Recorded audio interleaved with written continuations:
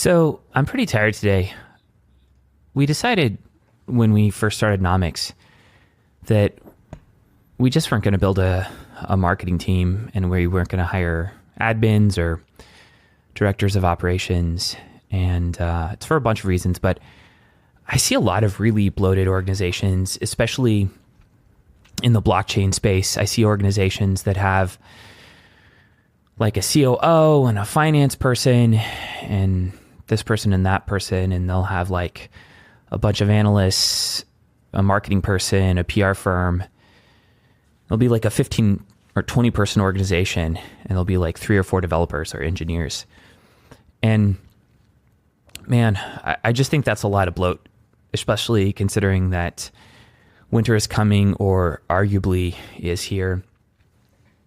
And for all the talk that I hear in product organizations about tech debt, I think something that's often not discussed enough is org chart debt. And org chart debt is when you start prematurely building out your org prior to having real revenue or product market fit. And you end up with this org that has its own momentum and starts holding you back and makes it really hard to pivot. So at Nomics, there's me. There's and I'm the only non-technical person. I'm somewhat technical. I was a developer in a past life, but there's myself, our CTO, and my co-founder. There's a designer developer, essentially a designer who operates at the design layer of our app and can retheme the app essentially without having to touch other parts of the code. So definitely deploys to GitHub and stuff like that. We have a front-end engineer. We have someone who works on the middle end, essentially on our API and our API gateway. And we're hiring plug for that. We're hiring a distributed data systems engineer who works with Kofka and Cassandra and stuff like that. So if you know anyone who's interested in that position, please let them know. But man, I've just seen so many orgs where the org chart is more mature than the business, and they end up creating all this momentum around the people they've hired and the projects that the people they've hired have developed. And they end up in a place that they just can't crawl back from. So particularly, I think in our space, given how active crypto Twitter is and the lure that has, and I think the lure that content marketing has in our space, I think a lot of maybe competitive organizations to us end up, hiring marketers, blog writers, analysts, and they end up in a place where it's like, what are they? Are they a media company? Are they a software company? And all those people really, it's hard to measure. I mean, I think this is the biggest thing. It's hard to measure the effectiveness of what those people are doing if you don't have a product to sell, right? So when you have a product to sell, then you can measure the efficacy of all your marketing efforts, all those Medium posts, all those tweets, all those talks that are given, all those podcast appearances, all those podcasts that are created. You can measure those against whether or not they're moving the needle on the paid product. And when you don't, you end up in a situation where you end up having to spend a lot of time managing people and empowering, often incredibly talented people who kind of lack a North Star in the sense that they have no idea how the contributions that they provide affect the bottom line. So there was a book written by, I forgot her name, but she ran People in Culture at Netflix. She wrote a book called Powerful. Yeah, her name's Patty McCord. And she wrote a book called Powerful. And it's either in that book or in another book that she stated that in her conversations with CEOs, she usually in private says something to them that's essentially like the question she asks them or poses to them is, what's your number? And when she asks that question, essentially what she's saying is, what are the number of people that the CEO could fire or could literally just be gone tomorrow, and it would have no impact on the business or the bottom line? And she states that in almost every company that the CEO just readily gives them that number, and it's usually anywhere from a quarter to a third of the company, often half the company, right, could be gone the next day with no effect on the business. And I think that's really problematic, and I see it in the blockchain space all over the place.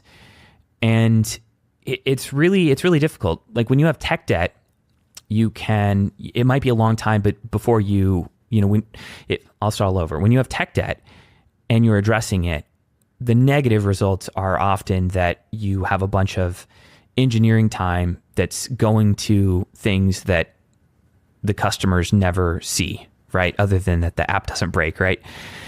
But when you have org chart debt, usually the only way to deal with it is reorgs and restructuring and often layoffs, because when the company does find its true north, when it figures out how it truly does make money, the company often realizes that they have that they have all these people that aren't contributing to that. And even if they can keep those people, even if they can justify it in terms of the finances in the bank, the amount of time that goes into managing those people, setting agenda items, being excellent at whatever those people are doing, it's just a huge distraction to the overall company. And what they really need are additional headcount. What they really need is additional headcount that would go towards things that they don't have people for, right? Or the people they've hired are maybe a 50% match to what the company needs, but not a 100% match. And then there's layoffs. And when there's layoffs, there's bad headlines. There's, because it inevitably hits the press. It affects morale. It doesn't make people feel good. A whole bunch of bandwidth and time goes into managing the layoffs and dealing with severances and media coverage and making the existing team that's there feel secure, which is like all of that is necessary, but time consuming. It makes the existing folks at the company question whether or not the leaders at the company really understand the direction. And so I think one of the rookie mistakes that CEOs make, and I've certainly made in the past, is to build out an org that is not in sync with the maturity of the business model of that org, right? Maybe they hired a bunch of content marketers, but they don't need a bunch of content. What they need is a sales team, right? So now they have to go and build that sales team. And often I think a whole bunch of time can go into agonizing and trying to justify when there is no justification, keeping the existing people who are often very talented and enthusiastic about what the company is doing. So what does this mean, like practically for new CEOs? I think practically what it means is that a CEO's job is to make sure that until they know exactly the org that they need to build, they probably shouldn't be building it. So at Nomics, we refer to this as hiring behind the curve. And what that means is that you don't hire anyone until there's a huge gap in the org and it's absolutely clear that they need to exist, right? So, so for us, Nick started, my CTO started building the data backend of what we were doing. And we realized we needed a website. He started spending time on the website. We realized that one, we absolutely needed a website and that he just didn't have the time for it to do the job that we needed done. So we hired someone to do that. As this was happening, our API started getting really, really popular, our crypto market data API. And there were new endpoints we needed to add. We needed to make improvements to the documentation. And it was becoming really a point of stress that we didn't have anyone in that position. And that's when we hired William, aka Trace, who handles that. And now it's same with our designer. We went through a similar process. And for me, this has meant that I haven't hired a finance person. I haven't hired a marketing person. I haven't hired an HR person. I haven't done any of that. So I handle legal, support, HR, marketing, finance, sales, really everything that our team of, our one designer and 3 engineers aren't doing, I'm doing. And sometimes it's really painful. It means often that I don't get a lot of sleep, that I'm stressed, but I know, I absolutely know that the stress I'm feeling right now is much less than the stress that I'd be dealing with if I had a team and was constantly questioning whether or not it was the right team and we needed them and they were appropriate for the phase of our business maturity and business growth. Like I could hire a salesperson right now and they could go out and try and make it work. But the truth is that I need to be closing every single sale. I need to really understand what it means to make sales in this area. We need to have a pattern of closing sales, which we're absolutely getting there, but we're not to the place yet where we need a full-time salesperson. And then and only then, when we know exactly what that role is, because we've been doing it and because that sort of the agony of doing it is it's we're leaving growth on the table, right? We're leaving money on the table, and we know exactly what that role is. Then we hire the person. Same with a marketer, same with a copywriter. And sometimes we have folks filling in for these positions, but they're contractors, right? So we're not tied to them. We're not locked in. And it allows us to experiment. We get to hire contractors that do a variety of different things. We get to hire people that perform a variety of services, and we get to really understand like the texture and the character and the nature of what we need to be done in a given role when we do need to hire for it. And then we can go about creating it. But there is nothing, in my view, like the stress of having a whole bunch of people in an organization that are like pretty good matches, but not exactly what the company needs, right? So if someone's a really awesome fit for the company, it's really easy. You know what to do. You keep them, you retain them at all costs. You do whatever you have to make sure that they're happy in their role. And if someone's not a good fit, then the solution is pretty easy. You have to part ways. What's troublesome is when there's someone in an organization who's talented, they're hardworking, they're good-natured, they're a cultural fit, and they're 60% or they're 70% or even 80% of what that company needs. And they want a budget to spend. They want to hire people if they're senior, and having to deal with sort of that ambiguous match is just a terrible place to be.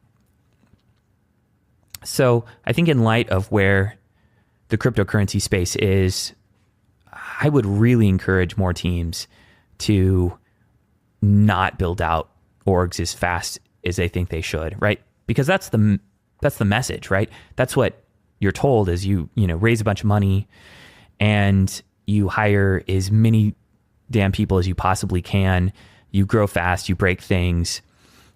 And man, that is just a formula for org chart debt. And I like to say, and it's really my belief, is that organizations should only grow as fast as they can learn, right? And if an organization is taking too many bets simultaneously, they can end up in a place where they don't really learn from any of those bets. They don't really get to fully invest in any of those bets. And the leaders of the company are just juggling a whole bunch of things simultaneously. And it's not efficient. It's not effective. And it's just a path to a lot of pain and a path to layoffs. And those layoffs come in one way or another. Either the company lays folks off, or the market fires them, right? And what I mean by that is if you have a company and the burn is really, really high, it's only a matter of time before that company has to figure out like who is absolutely essential on that team and who isn't, and they have to adjust accordingly. Or they have to raise more money, which carries a whole lot of other problems with it. If they raise again, is it at a higher valuation? How do they justify it if it is at a higher valuation? And they've got a really, prolific, or, they've got an experienced team that knows how to raise it. Can they actually grow into that valuation? If they can't, do they have to face a downward round the next time that they raise? So I think org chart debt is not talked enough about, and incredibly important, and something to avoid at all costs. I mean, certainly if you're sub 50 people, you should be avoiding org chart debt. Like, everyone in that org needs to be absolutely essential and needs to know exactly why they're there and what they're doing. And, there's cost to this. Like, for us, the cost, because we don't have a huge marketing team, we can't be at all the conferences. We don't sponsor all the conferences. We're not running paid media. We're not doing a whole bunch of things. And it's not because we don't have the money for it. It's because we don't have we don't want to dilute our focus because we're so small and do a bunch of these unnecessary things until we firmly understand how crucial they are. And then we can take action on that. Anyway, I could talk about this at length. I think I'm probably going to be talking a bit more about startup HR. I don't know if there's a need for it, but I guess I just want to share my insights around org chart debt because of the importance of the topic. Okay, I'm done talking about this. I'll close this out now. I hope you enjoyed this. Take care. Bye.